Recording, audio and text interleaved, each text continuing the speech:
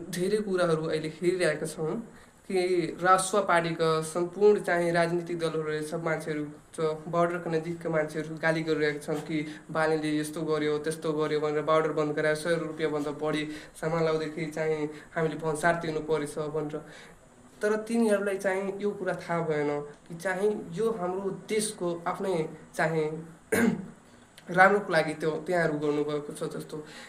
त्यहाँले चाहिँ बोर्डर बन्द गर्नुको कारण के हो, बोर्डरमा चाहिँ सुरक्षा कायम गर्नुको कारण सर्वप्रथम कारण के हो, अपराध तस्करी र आतङ्कवादहरूलाई रोक्नु पहिलो कारण हो। त्यहाँको सुरक्षा कायम गर्नु त्यहाँको मुख्य कारण हो।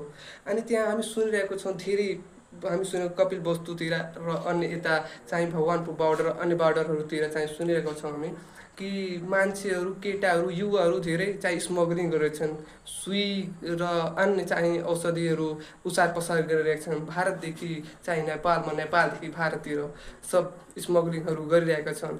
त्यसबाट चाहिँ हाम्रो देशमा पनि अपराध बढिरहेको छ। त्यो सबलाई मध्यनजर गर्दै हाम्रो चाहिँ राष्ट्र पार्टीका सम्पूर्ण चाहिँ राजनीतिक कार्यकर्ताहरूले चाहिँ यो कदम उठाएको हुन्। यसमा हाम्रै चाहिँ सुरक्षाको लागि त्यहाँहरूले यो सब कदम उठाउनु भएको छ। सबसँग मेरो विनम्र अनुरोध छ कि त्यहाँलाई चाहिँ अनावश्यक कुराहरू नभनी चाहिँ तपाईँहरू चाहिँ एकचोटि आफ्नो भित्री मनबाट सोच्नुहोस् कि त्यहाँले कसको लागि यो सब गर्नुभएको छ। त्यहाँको व्यक्तिगत त फाइदा छैन त्यसमा, त्यहाँ चाहिँ हाम्रो जनताको लागि भलाइको लागि सोच्नु भएको छ।